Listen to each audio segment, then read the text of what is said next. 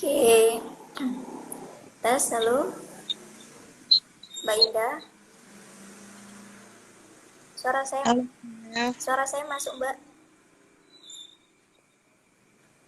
Kedengaran, Dev, suaranya. Oke, dimulai aja ya, Dengar, Mbak. Dev. Kedengaran. Siap. Saya mulai ya, Mbak. Assalamualaikum Oke, oke. warahmatullahi Ayo. wabarakatuh.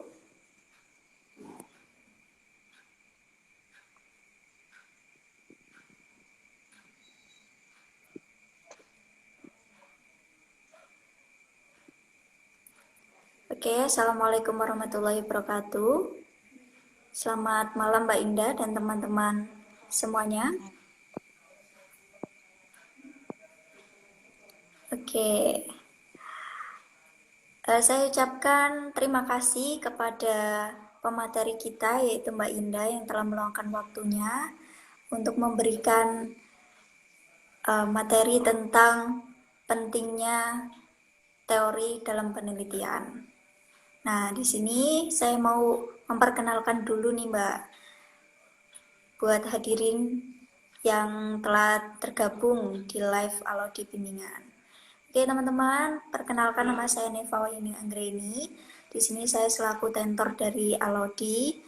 Di sini saya juga nggak sendirian, tapi ditemani oleh pemateri yang luar biasa, yaitu Mbak Indah.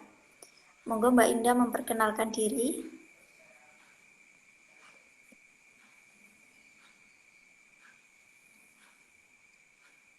Halo, teman-teman. Kenalin saya Kurnia, begitu. Atau bisa dipanggil Indah juga boleh, gitu. Nah, saat ini saya sedang menempuh studi program doktor gitu di Sosiologi Brawijaya. Nah, malam ini kita bakalan sharing nih sama Neva, gitu.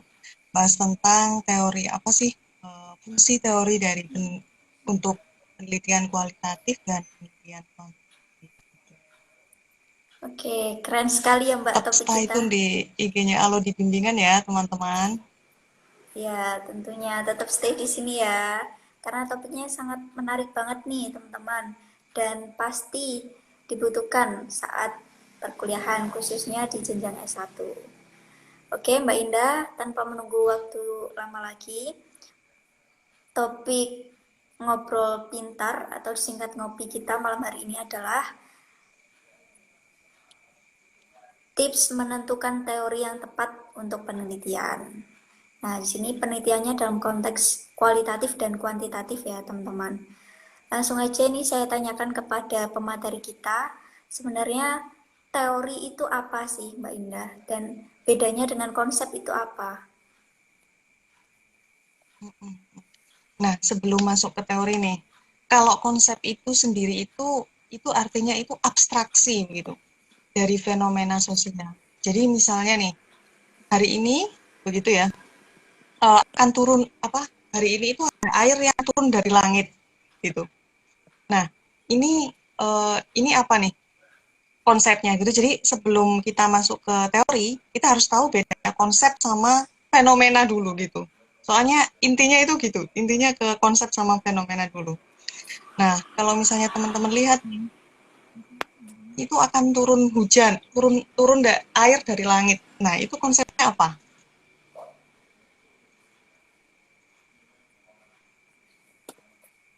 Oke, Konsepnya hujan, karena air itu apa namanya air turun dari langit itu fenomenanya.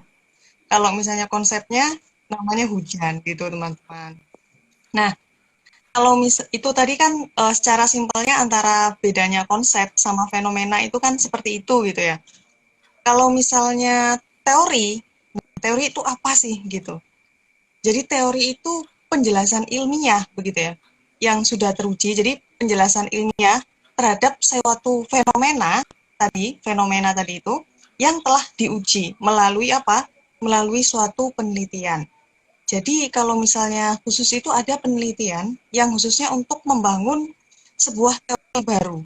Itu namanya jenis penelitian grounded theory gitu. Nah, kenapa sih kok ada penelitian grounded theory ini gitu? Itu tujuannya itu untuk membangun teori baru ketika ketika suatu teori itu sudah dirasa tidak cocok dengan untuk menjelaskan suatu fenomena tadi itu. Fenomena tadi itu contohnya ya, air turun dari langit, begitu ya. Itu fenomenanya. Misalnya seperti itu. Gitu, gitu. Jadi kalau misalnya teori kan ada macam-macam nih. Misalnya ada teori evolusi, teori konflik gitu ya. Kalau teori evolusi tadi kan yang Darwin ya. Kalau teori konflik itu ada macam-macam, banyak banget. Ada kayak yang apa namanya pencetus macam-macam kayak ada Lewis Coser, terus habis itu Bourdieu juga ada teori konfliknya. Kemudian ada juga Marx sendiri kan tokoh utamanya dari teori konflik. Kemudian juga ada teori-teori yang lain banyak banget kan ya di ilmu sosial ya itu banyak banget teorinya sebuku besar tebel banget ya Nef Iya. gitu. Jadi ada macam teori.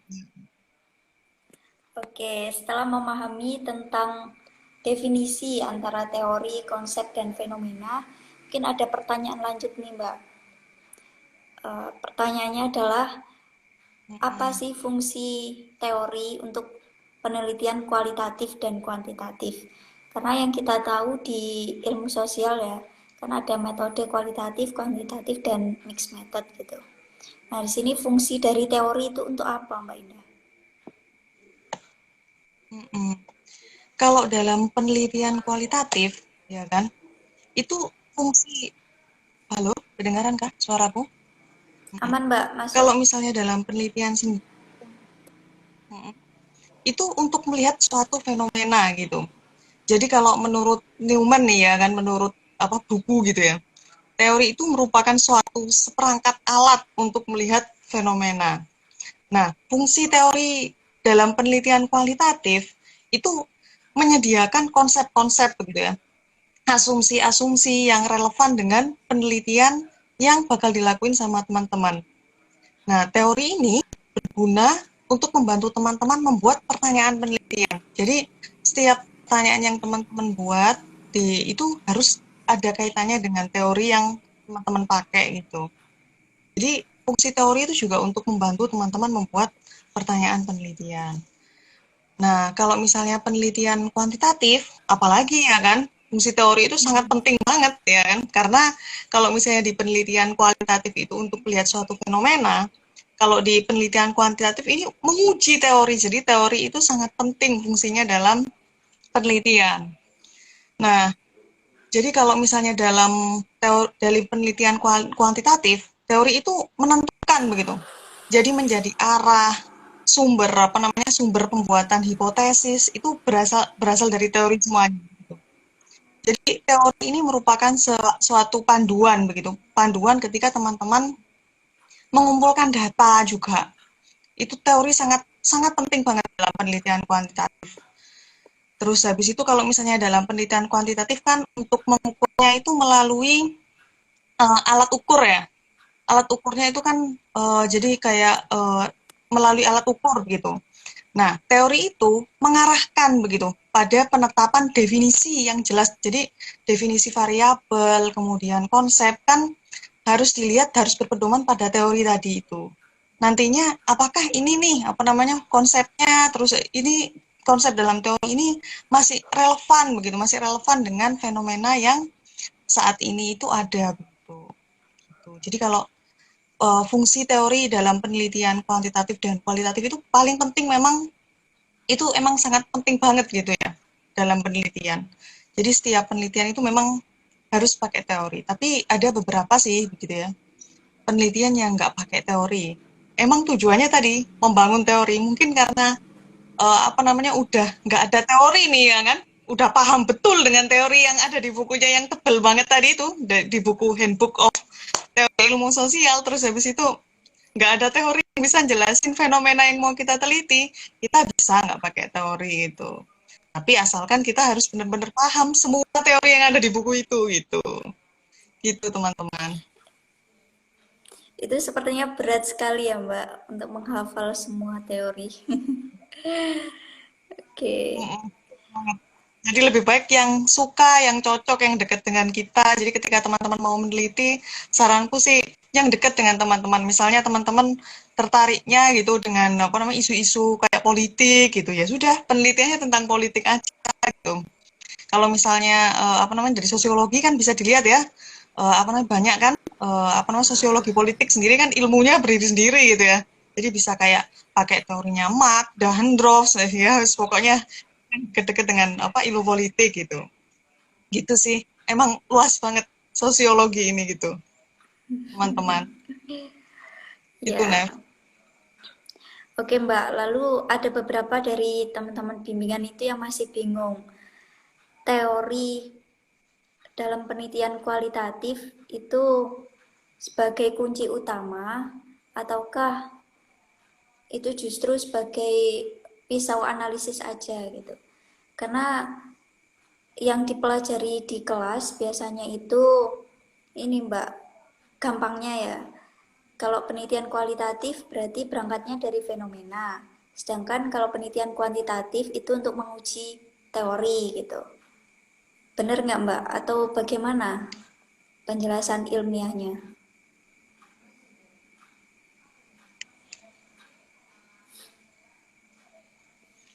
Halo Nev, suaranya putus-putus, nggak kedengaran.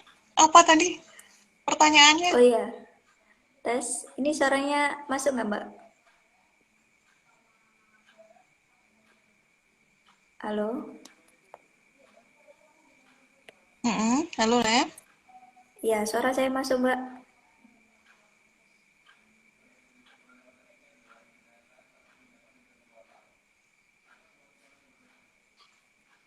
Oke, suara saya masuk.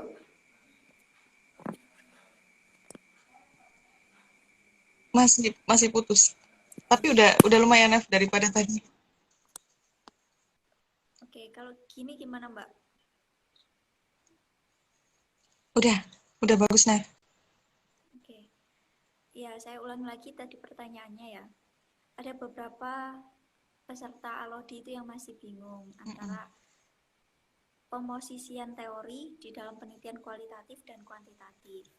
Nah, yang mudah dipahaminya itu kalau penelitian kualitatif berarti berangkatnya dari fenomena untuk menguji dan didukung oleh teori, sedangkan kalau kuantitatif itu untuk menguji teori dalam melihat fenomena. Pesan ilmiahnya itu seperti apa?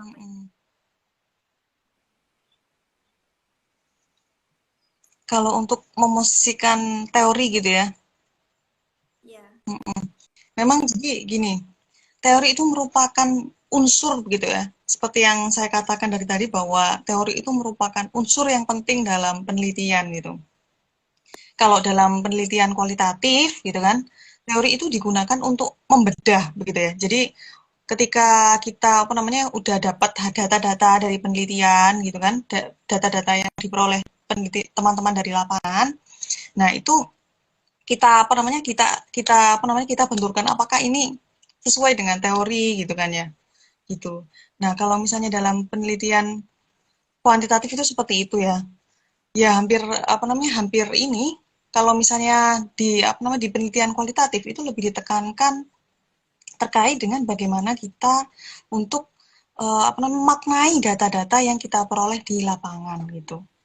Itu. Nah, kalau misalnya memosisikan diri dengan teori, itu pengalamanku sendiri sih, ya kan? Jadi dipetakan dulu gitu. Dulu itu pengalamanku itu menulis tentang everyday maker. Jadi mungkin bahasa simpelnya itu kalau everyday maker itu orang-orang begitu ya, yang di luar komponen pemerintahan secara sukarela bekerja sama untuk menyelesaikan permasalahan publik gitu. Jadi masalah publik ini misalnya apa sih gitu? Masalah publik ini masalah sesuatu yang menjadi masalah umum gitu loh. Nah, misalnya nih sampah gitu kan ya. Jadi orang-orang di luar pemerintahan yang secara sukarela menyelesaikan masalah publik gitu. Nah, dari 25 literatur, kan kebetulan aku pakai konsep ini, apa namanya, everyday maker, begitu tadi kan, seperti yang saya jelaskan bahwa everyday maker itu orang-orang yang di luar pemerintahan, yang bertujuan untuk menyelesaikan masalah publik gitu loh.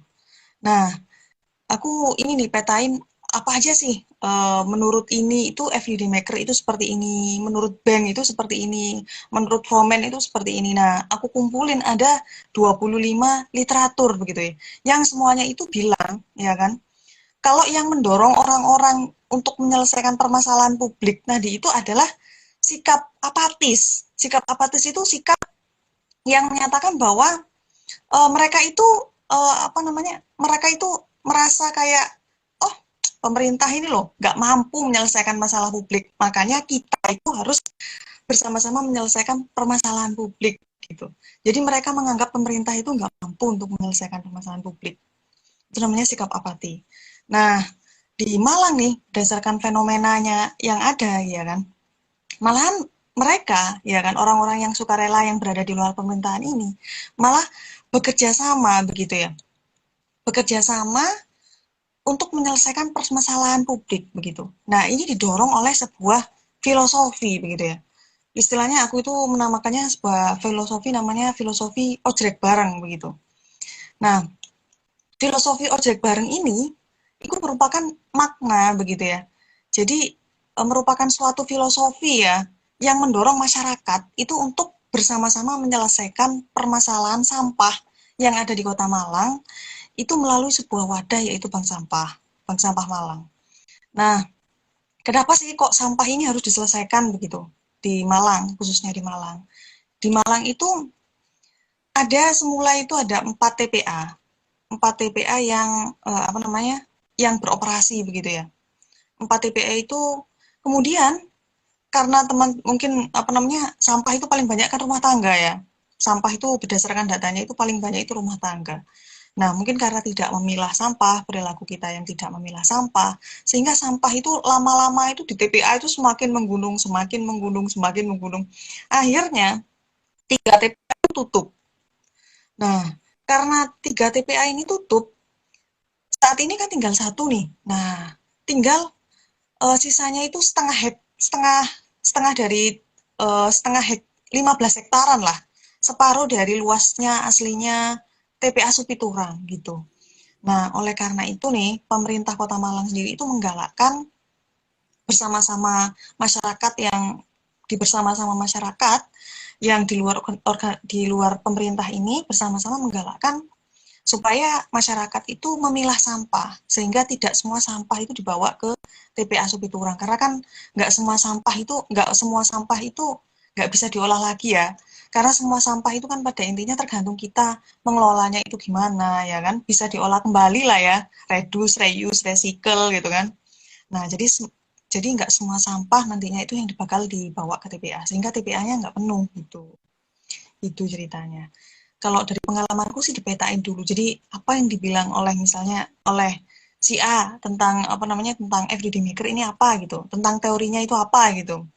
Terus si B bilang apa gitu.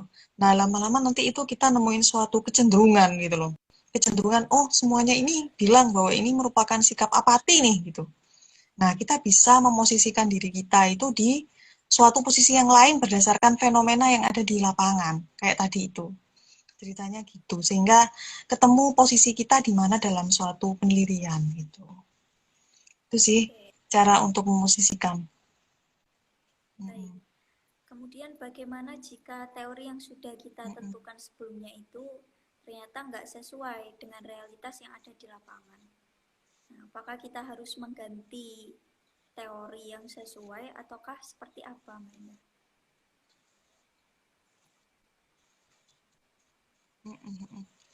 Kalau misalnya dalam penelitian kualitatif boleh gitu boleh diganti karena eh, fenomena itu kan berkembang fenomena di lapangan itu kan berkembang sesuai dengan fenomenanya ya karena kan apa namanya fenomena itu seiring waktu yang terus berjalan ya kan fenomena itu terus berkembang mengikuti perubahan zaman begitu ya. Banyak itu kasusnya teman-teman penelitian yang khususnya penelitian kualitatif itu yang ternyata setelah diteliti di lapangan itu berbeda begitu hasilnya jadi sehingga proposal itu meskipun kita udah selesai nyusun tetap bisa diganti tetap bisa diubah gitu kalau dalam penelitian kualitatif kalau misalnya dalam penelitian kuantitatif memang apa namanya kalau misalnya paradigmanya itu positifis, itu nggak bisa diganti gitu ya. Karena apa namanya dulu itu nggak bisa. Oh ini teorinya ini karena kan ini ya menguji teori tadi itu ya. Seharusnya kan hipotesisnya itu sesuai. Oh ini hipotesisnya ini sesuai nih ya kan. Yang ada di lapangan begini ini berarti teorinya ini benar gitu kan. Nah, tapi kalau misalnya apa namanya saat ini itu ada namanya paradigma itu kan macam-macam ya, ada paradigma positifis, saat ini yang baru ini post positifis. Nah, gitu. Nah, kalau misalnya yang terbaru post positifis gitu ya. Itu boleh ketika nanti teman-teman itu misalnya nggak sesuai, tapi nggak apa-apa, proposalnya itu tetap itu begitu ya. Tapi memang apa namanya berdasarkan fenomena yang ada di lapangan, ternyata eh, teori ini udah nggak relevan dengan nggak relate dengan sekarang gitu loh. Itu saat ini boleh, tetapi nggak perlu istilahnya. Jadi teman-teman itu yang penelitian kuantitatif nggak perlu memaksakan harus harus itu harus sesuai dengan proposalnya gitu. Karena saat ini ada paradigma baru, itu paradigma post positivis tadi itu gitu. Oke, Gitu. Nah, kemudian sebelum kita masuk ke inti dari acara ngobrol pintar malam hari ini, mungkin ada satu pertanyaan ya Mbak, terkait bagaimana sih cara kita menemukan teori yang pas. Kadang mahasiswa ya, dari sudut pandang mahasiswa itu menganggap teori tentang A ini udah sesuai dengan topik yang diangkat gitu. Tapi ketika dikonsultasikan dengan dosen pembimbingnya ternyata nggak sesuai dan harus ganti. Bahkan beda dosen itu beda sudut pandang ya, beda pemikirannya juga. Nah itu bagaimana sih solusi yang tepat untuk mengatasinya, Mbak?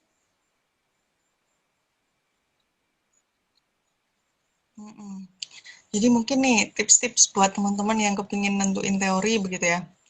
Nah, yang pertama itu lihat judulnya teman-teman atau judul atau penelitian yang akan teman-teman bahas.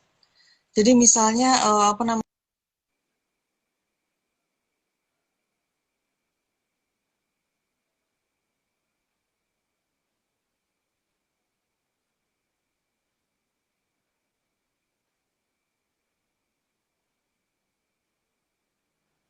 Halo, Mbak Indah,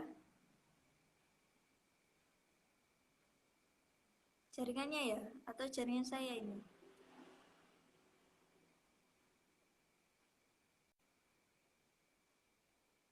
Oke, teman-teman mohon ditunggu dulu ya, karena ada gangguan perihal jaringan.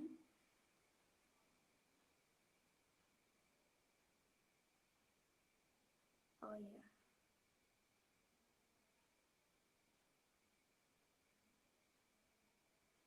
baik, sebentar, mohon ditunggu dulu.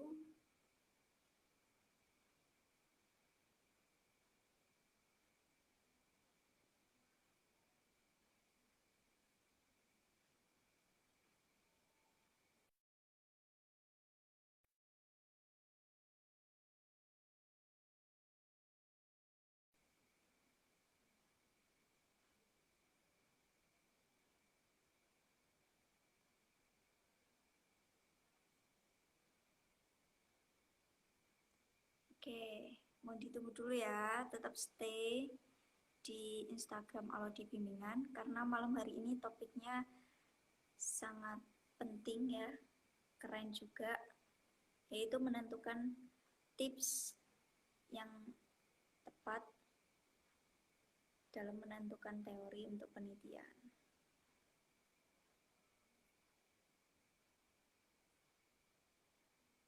Oke, ya ini sudah bergabung.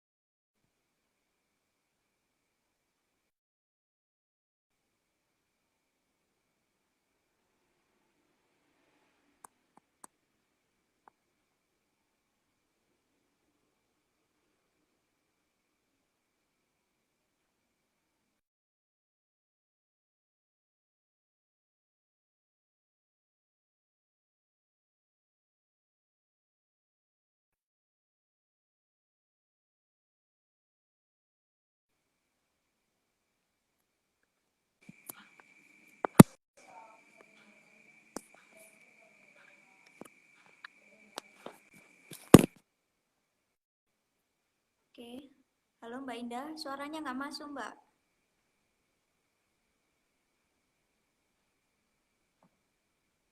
Halo?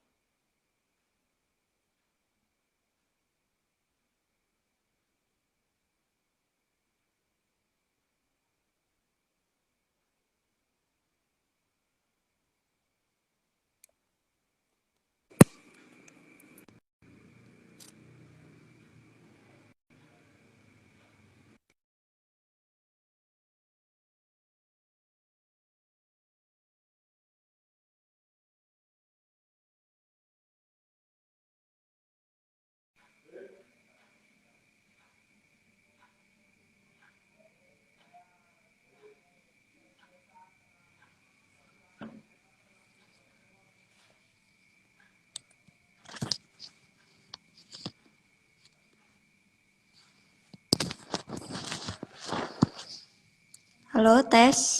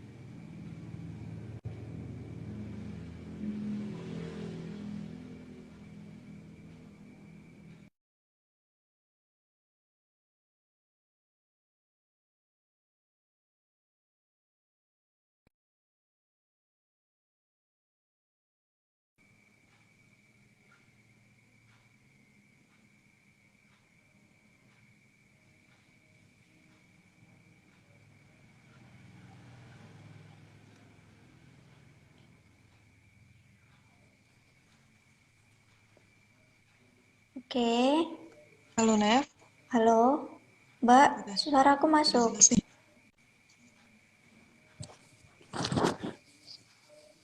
Udah jelas, Nev. Oke, Lebih jelas, Nev. oke. Mohon maaf ya teman-teman semuanya karena tadi ada kendala device. Jadi kita lanjutkan diskusi yang sempat kepotong tadi. Oke, tadi Mbak Indah ngejelasinnya udah nyampe mana?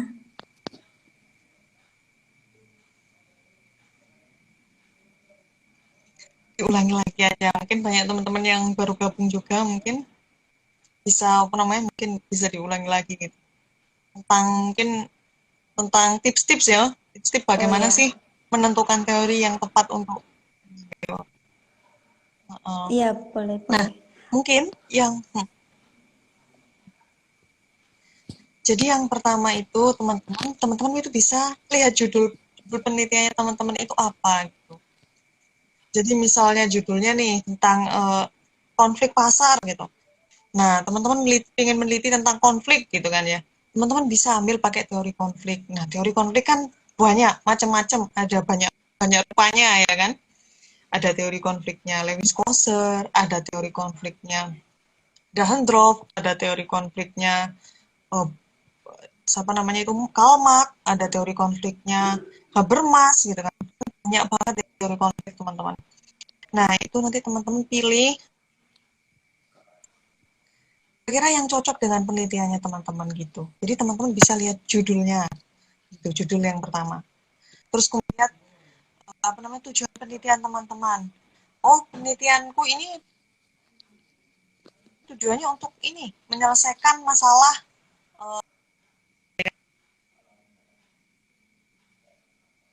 Nah, teman-teman bisa lihat dari macam-macam sudutnya gitu. Teman-teman bisa pakai teori everyday maker, teman-teman bisa pakai teori partisipasi.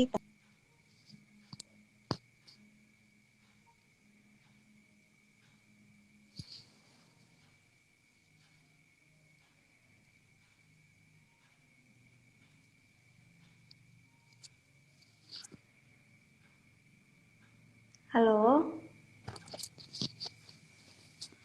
oke. Mbak Indah, halo.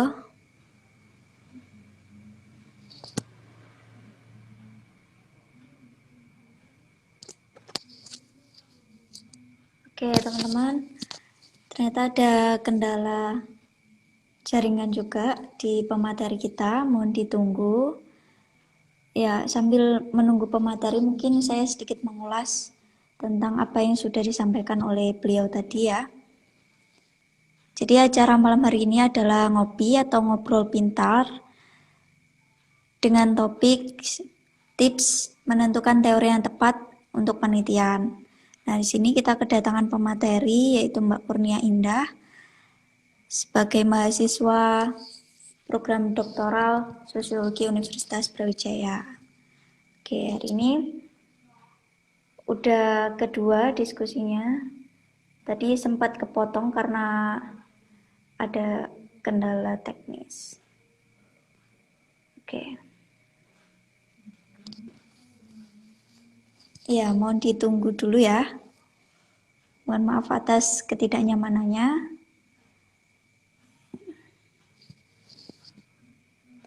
Oke, sambil menunggu pemateri kita join lagi di live ini. Buat teman-teman jangan lupa tetap semangat ya di dalam menjalani perkuliahan ataupun kegiatannya. Ya, terutama untuk mahasiswa jenjang S1 yang Oh, membutuhkan bimbingan bisa banget join di Alodi. Oke, pemateri kita sudah gabung ya. Halo, Mbak Indah, tes. Oke. betul banget. Ya, Bisa masih nih loading. teman-teman kontak di Ya. nanti kalau di bimbingan. Oke, Nah, sudah join. Ya. mungkin aku lanjutin lagi ya, Nev, gitu. Jadi untuk Ya, pertama-tama yang dilihat monggo. itu judul. Kemudian dilihat tujuan penelitian teman-teman apa gitu ya. Kemudian yang tadi, yang ketiga itu teman-teman itu bisa lihat apa namanya penelitian-penelitian yang ada sebelumnya. Nah, penelitian sebelumnya yang dekat dengan penelitian teman-teman itu penelitiannya itu pakai teori apa sih gitu. Misalnya nih, aku kan saat ini bahas tentang konflik begitu ya, tentang konflik pasar gitu ya. Nah, penelitian tentang pasar sebelumnya yang membahas tentang konflik itu pakai teorinya dominannya pakai teori Dahrendorf ataupun pakai teorinya Lex-Koser gitu. Nah, mungkin kalau misalnya ini juga menjadi apa namanya mungkin penting bagi teman-teman juga, apa sih bedanya penelitian teman-teman dengan penelitian sebelumnya? Oh, bisa nih, mungkin teorinya beda, metodenya beda gitu ya. Nah, nah kalau misalnya tadi karena dominannya itu pakai Dahrendorf ataupun Lewis-Koser, atau juga ada yang penelitian pakai teorinya itu James Scott, perlawanan pedagang gitu. Itu juga. Nah, aku ambil dari sisi yang lain nih, kok kayaknya di fenomena yang aku teliti gitu kan, itu nggak cocok gitu. Karena fenomena yang aku teliti itu nggak seperti itu gitu loh, nggak ada perlawanannya dari apa namanya, nggak ada perlawanannya dari istilahnya perlawanan antar kelompok gitu ya, gitu kok kayaknya nggak cocok gitu. Nah, bisa pakai teori yang lain, mungkin teorinya Bourdieu begitu. Atau kalau misalnya teman-teman ingin merubah sesuatu begitu ya, dalam konflik itu tadi itu teman-teman bisa pakai teorinya Habermas. Jadi fungsi istilahnya seperti itu ya. Teori yang lebih istilahnya perspektifnya mendorong perubahan gitu. Kemudian selain itu, selain dari judul, tujuan penelitian gitu, terus kemudian penelitian-penelitian terdahulu yang sudah pernah teman-teman baca gitu. Yang ketiga itu teman-teman jangan lupa minta saran ke teman-teman yang lain ya kan. Ini penelitianku ini gitu kan. Apa sih ya kira-kira yang cocok gitu? Atau mungkin bisa bisa nih kita apa bisa nih kontak kalau di bimbingan ya kan. Ada tentornya keren-keren nih. Nah, kemudian apa namanya? Nah, kemudian uh, jangan lupa juga teman-teman kontak ke pembimbing gitu. Yang penting teman-teman berusaha aja gitu. Oh, ini cocoknya ini cocoknya ini dengan teori ini nih, teori teori Koser begitu misalnya ya kan. Menurut saya sih Pak, Bu, ini teorinya cocoknya dengan teori Koser, Lewis Koser. Nah, kalau misalnya menurut Bapak Ibu, tapi teman-teman paparkan dulu ya, fenomena faktanya di lapangan itu seperti apa, bagaimana gitu. Itu teman-teman jelasin dulu, teman-teman paparkan dulu gimana fenomenanya, baru teman-teman kira bahwa ini itu sesuai ya, hampir mirip nih, cocok gitu kan ya dengan ini apa namanya teorinya ini. Jadi sehingga saya memilih pakai teori ini nih Pak Bu, mungkin saran Bapak Ibu bagaimana gitu. Nah, jangan lupa tetap teman-teman harus kontak pembimbing itu yang utama teman-teman gitu. Selain teman-teman bisa kontak teman-teman yang lain untuk minta saran pakai teori apa, kontak kalau di bimbingan gitu juga boleh gitu kan. Nah, teman-teman juga jangan lupa kontak dosen pembimbing teman-teman gitu. Nah, oh ya teman-teman, mungkin yang paling penting juga ketika misalnya teman-teman mau pakai dua teori gitu ya, jangan sampai teorinya itu bertentangan antara satu dengan yang lain gitu. Misalnya ketika membahas suatu teori gitu, kalau di sosiologi sendiri kan ada tuh peta teori ya kan, peta teori gitu. Nah, ini nih kalau misalnya teman-teman itu misalnya bahasnya itu tentang konflik begitu misalnya, ya kan? Jangan teman-teman yang teori keduanya itu pakai teori struktural fungsional yang menjelaskan itu istilahnya kehidupan ini sistematis begitu ya, istilahnya harus terstruktur ya kan? Kalau konflik kan perubahan itu merupakan suatu keniscayaan gitu kan. Perubahan itu merupakan suatu yang ketidakaturan itu merupakan suatu yang biasa dan pastinya ada di masyarakat gitu. Jadi jangan sampai istilahnya mengambil dua teori yang teorinya itu sifatnya itu bertentangan gitu karena itu kan sangat istilahnya uh, tidak apa namanya tidak relevan gitu, tidak cocok begitu ya. Jadi apa namanya jangan sampai ambil teori itu teori yang bertentangan gitu teman-teman. Itu Nev mungkin. Jadi mungkin itu yang bisa ini apa saya sampaikan terkait gimana sih tips-tips untuk memilih teori penelitian. Baik, tipsnya mantep banget nih Mbak.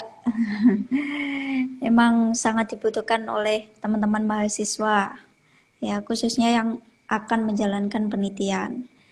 Nah, mungkin ada pertanyaan tambahan nih Mbak dari saya. Sebenarnya penting ya kita mengetahui konteks sosial maupun dari pemikiran tokoh teori tersebut. Misalnya tadi kan kita mau bahas tentang konflik, berarti kita harus tahu dulu konteks sosial yang dialami oleh Dahrendorf pada saat itu bagaimana, kemudian pemikirannya Dahrendorf juga gitu ya Mbak, atau seperti apa. Betul, betul banget.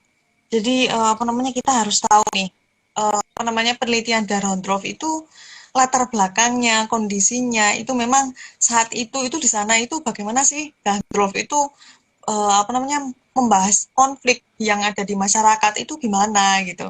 Memang betul. Jadi saat itu misalnya kita ambil contoh yang simpel aja nih, kayak misalnya teorinya Karl Marx gitu kan ya. Karl Marx yang tentang konflik itu kan ya. Itu ternyata ya kan, ternyata ini nih di masyarakat ini ada nih apa namanya konflik di saat itu ya kan.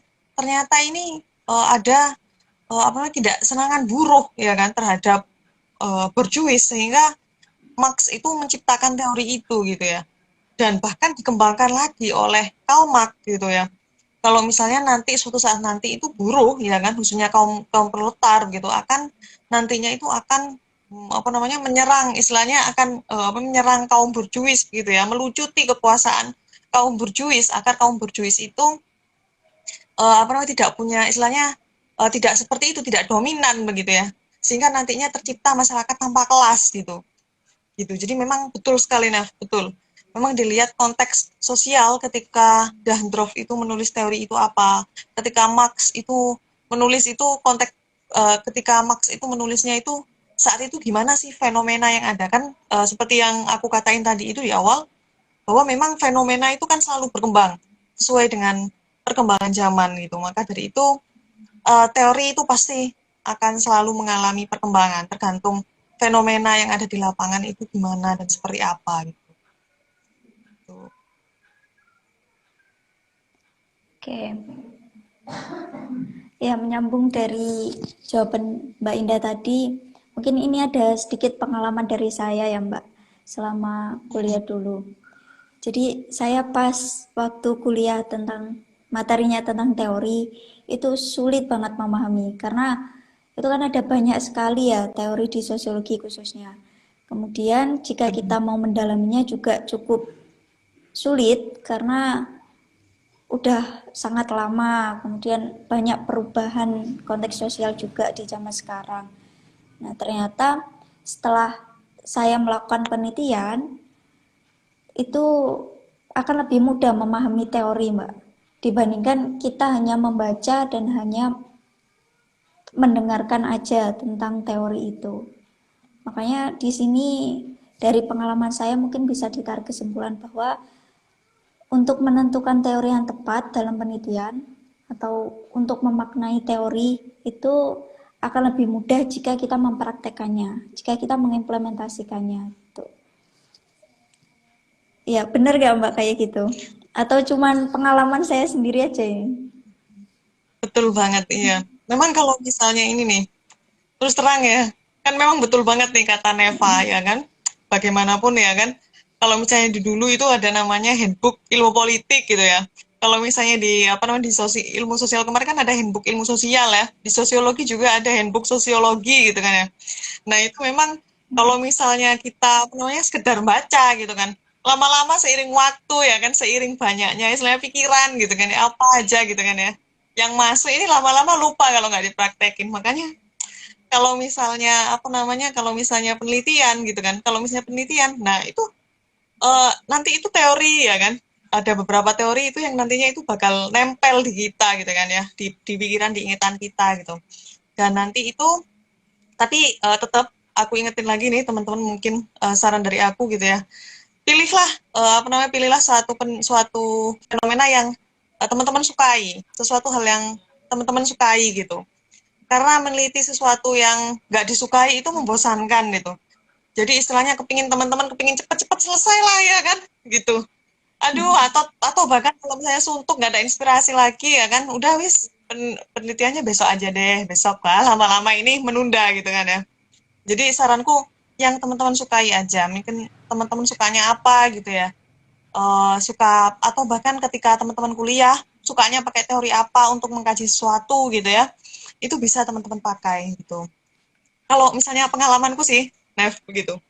Itu dulu nih waktu semester 5 gitu, waktu semester 5 aku ini neliti tentang konflik pasar di Noyo. Begitu terus terang pada tahun 2000 sekitar 2015-an lah. Mungkin saat itu masih pasar di Noyo itu pindah mau pindah gitu ya, mau dipindahin gitu. Nah, lah itu berawal dari itu ide disertasiku yang saat ini juga neliti tentang pasar gitu. Nah, kemudian aku kembangin lagi, mungkin aku sesuaiin lagi dengan sosiologi gitu ya. Jadi ternyata sosiologi ini juga bahas tentang konflik gitu ya. Wah ini cocok banget gitu ya. Apalagi kalau aku sih saat ini nih, kalau di Noyo kan udah gak ada konflik. Nah aku bahas tentang pasar blimbing begitu saat ini gitu. Jadi apa namanya? Terus habis itu ambil segi dari sisi sosiologi gitu. Saat ini fokusnya ya tentang ini, tentang teori konflik, tentang penelitian pasar gitu. Jadi ambil penelitian yang teman-teman sukai gitu. Gitu teman-teman. Jadi teman-teman sukanya penelitian apa gitu. Harus dekat dengan teman-teman sendiri gitu. Oke, cukup komplit ya jawaban dari pemateri kita, yakni tentang tips menentukan teori yang tepat untuk penelitian. Sebelum saya tarik kesimpulan dari Mbak Indah, ada tambahan lagi atau cukup?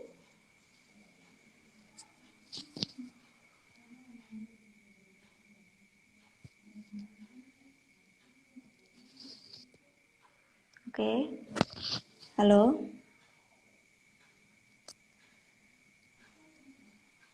Mbak, suara saya masuk? Barusan putus, Nev. Oh ya, ini masuk Mbak. Jelas nih, Nev. Masuk, masuk. Jelas, Oke, Nev. oke. Sebelum saya tarik kesimpulan dari Mbak Indah, ada tambahan atau udah cukup? Mungkin kalau misalnya yang perlu teman-teman tekankan nih, kalau misalnya dalam penelitian kuantitatif, teori itu digunakan untuk menguji. Teori itu digunakan untuk menguji. Jadi menguji teori begitu ya. Kalau misalnya untuk penelitian kualitatif itu untuk membahas data secara mendalam gitu. Begitu teman-teman. Itu yang mungkin harus teman-teman tekankan. Jangan lupa teman-teman apa namanya melihat penelitian-penelitian terdahulu yang sudah pernah diteliti sebelumnya, minta saran teman-teman yang lain, minta saran dari dosen pembimbing, kemudian apa namanya membaca buku teori lagi supaya ingatan teman-teman tentang teori itu kembali lagi gitu kan ya. Mungkin apa barangkali kalau misalnya teman-teman udah baca buku teori, baca buku-buku handbook lagi ya kan, teman-teman buka-buka ada inspirasi nih. Wah, aku mau penelitian ini nih, kayaknya teori ini cocok gitu ya, siapa tahu gitu kan. Nah, gitu mungkin mungkin itu untuk istilahnya tips-tips ya teman-teman gitu. Jangan lupa konsultasi. Konsultasi pembimbing itu penting banget. Konsultasi dari teman-teman juga ya. Atau di alo di bimbingan juga boleh. Wah. Iya dong, boleh banget nih konsultasi ke Alo di bimbingan. Oke, terima kasih ya Mbak Indah atas waktunya dan materinya sangat luar biasa pada Sama-sama. acara ngopi malam hari ini. Sebelum saya akhiri, mungkin saya akan menarik kesimpulan dari diskusi kita dalam menentukan tips yang tepat. Tips teori yang tepat untuk penelitian adalah yang pertama itu teman-teman harus memilih topik yang relevan dan paling disukai. Jangan sampai mengambil topik yang tidak disukai karena nanti berhubungan dengan pengambilan datanya gitu dan pengerjaannya tentunya.